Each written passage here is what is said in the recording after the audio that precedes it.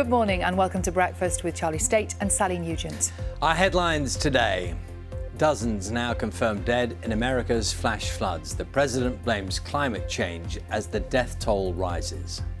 Pet theft is to become a new criminal offence. Can a change in the law stop a rise in the number of dog nappings? Good morning. Foreign travel restrictions have been good news for Britain's seaside towns, but how do they keep the visitors coming through the colder winter months? Well, I'm in Blackpool this morning as they prepare to turn on the illuminations. Good morning. Victory for England, but the players are subject to racist abuse in Hungary. Raheem Sterling and Jude Bellingham were the targets of chanting. Sterling pelted with paper cups and bottles after scoring. Manager Gareth Southgate is calling for action now from FIFA. And are you fed up of grey? The sky has been that colour for a fair few days yet for some of you, but could there be something brighter and a good deal warmer on the horizon? I'll have your full forecast here on Breakfast.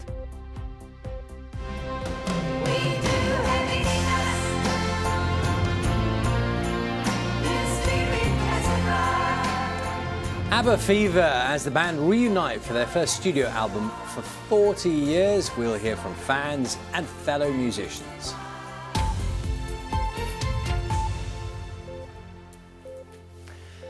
Good morning, it's Friday the 3rd of September. Our main story this morning, at least 45 people have now died after heavy rainfall and flash flooding across 4 northeastern US states. New York and New Jersey have both announced states of emergency, while President Biden has called for the US to better prepare for climate change.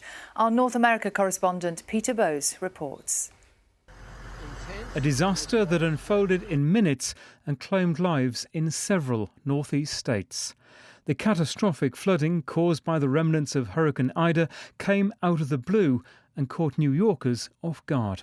Streets were turned into rivers and subway services forced to close down as water cascaded onto trains. Many of those who died perished in their basements, unable to escape.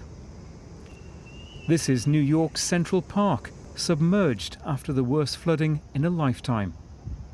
I've been here more than 20 years and never seen the park like this. All flooded up everywhere. Bethesda Fountain never been flooded up like that. You've seen a lot of trees falling down. Like, this is pretty crazy. It is a similar story in Philadelphia, with water as far as the eye can see, engulfing communities. Some people had to be rescued from their homes by boats.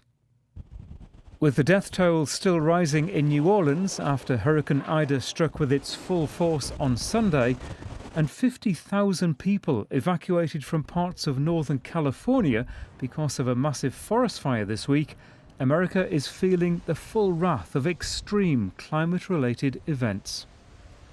I've lived in New York for 40 some odd years, and obviously things are changing.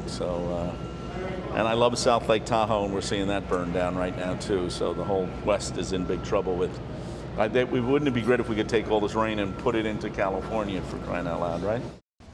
It all points to one thing, says President Biden.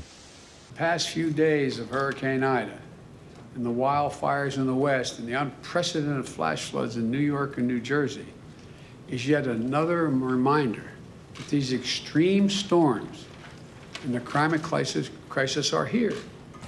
A crisis on multiple fronts and an urgency to tackle climate change like never before. Peter Bowes, BBC News. Abducting a pet will become a criminal offence in England as ministers try to crack down on a rise in the number of animals being stolen. The theft of a pet is currently treated as a loss of property. Campaigners and MPs have been calling for tougher penalties, stating the current law does not reflect the emotional trauma of losing an animal. Taxes should be raised to pay for social care, according to the former Health Secretary Jeremy Hunt, who now chairs the Health Select Committee. It comes amid speculation the government plans to increase national insurance, a move that would break a manifesto commitment. Our political correspondent Jonathan Blake is with us this morning. Morning, Jonathan. This is in a couple of the newspapers this morning, isn't it? What more do we know? Well, it is just about the biggest unsolved problem for not only this government, but previous governments as well, how to pay for the huge and growing bill that is racked up over years and decades to pay for social care costs, and that is care for elderly people or people with a disability or long-term illness who need help with day-to-day living. And cast your minds back to when Boris Johnson became Prime Minister in 2019. He stood outside Number 10 and said, "We will fix the crisis in social care once and for all with a clear plan we've prepared." Since then, though, the plan has not been forthcoming. There's been discussions in government over the last few months between the Chancellor, the Health Secretary and the Prime Minister about exactly what to do. The broad plan has been sitting on the shelf for years. The economist Andrew Dilnot, commissioned by David Cameron when he was Prime Minister to come up with a formula. Broadly speaking, that is putting a cap on the amount of costs people have to pay towards their care over their lifetime, and also a limit on the assets you can have in terms of property or savings before the government will step in and start to pay for your costs. The devil is in the detail, though, but the discussion's still ongoing. It seems an announcement could come as soon as next week, and it will involve a hard sell for the Prime Minister because it looks like it'll be a rise in national insurance, and at the last election the Conservatives promised not to raise that. Jonathan, thanks very much. The Foreign Secretary is due to arrive in Pakistan later in an attempt to secure the safe passage for more British and Afghan citizens from Afghanistan. After meeting Qatar officials to discuss the crisis yesterday, Dominic Raab is expected to hold talks with his Pakistani counterpart and other senior leaders. There are already around 3 million Afghan refugees in Pakistan, with reports of many people gathering at the border since the Taliban regained control of Kabul. A member of ISIS who grew up in London has pleaded guilty in the United States to charges of conspiring to murder 4 American hostages. Alexander Cote was part of the gang of militants who were given the nickname the Beatles by their prisoners due to them having British accents. He's likely to be sentenced to life imprisonment, as US officials have assured the UK government he won't be executed. The Football Association has asked FIFA to investigate racist chanting by Hungary fans during last night's World Cup qualifier in Budapest. England players were jeered before kick-off when they took a knee in protest against racism, and they had objects thrown at them from the stands during the game. England won the match 4-0. Possession of laughing gas could become a crime under new government plans after a rise in use by young people. It's currently illegal to sell nitrous oxide, to give it its full name, but it's not a crime to possess it. More than 500,000 16 to 24-year-olds used the drug in the last year, according to the latest crime survey. Several council leaders have written to the Home Secretary Priti Patel asking for help in alleviating a growing waste collection crisis.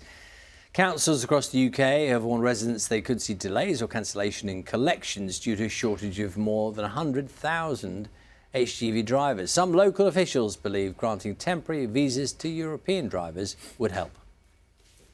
1 in 10 buy now, pay later shoppers have been chased by debt collectors, according to the charity Citizens Advice. It says the rapid expansion of the services left shoppers unprotected and ill-informed, but companies who use it defend it as a cheaper alternative to credit cards. Coletta Smith has this report. It's easy, it's fast, and it's everywhere. Since buy now, pay later options arrived in the UK, lots of us have been clicking those buttons to spread the payments. Normally you split the bill over a couple of months with no added interest, but missed payments do have consequences, as Jordan found out. He's 23 and spent about £300 on clothes with ClearPay, Klarna and Lay-By. But then things went wrong and his accounts were passed over to debt collection agencies.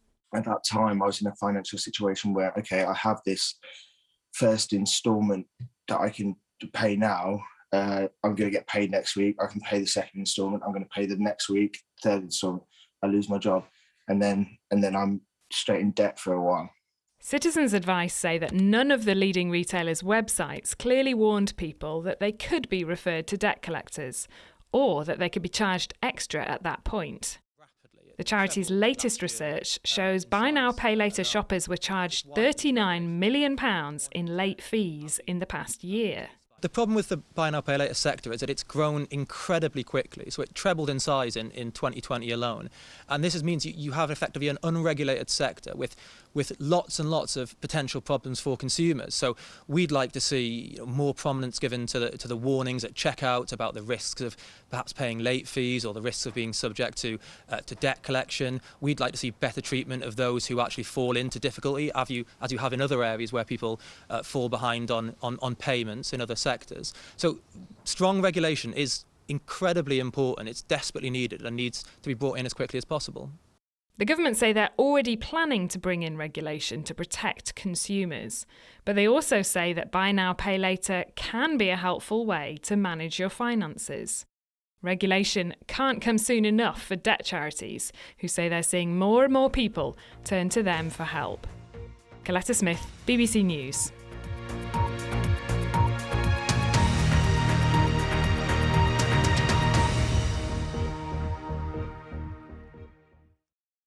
See the headlines as they happen and watch BBC News live in the app and get the full story with bbc.co.uk/news.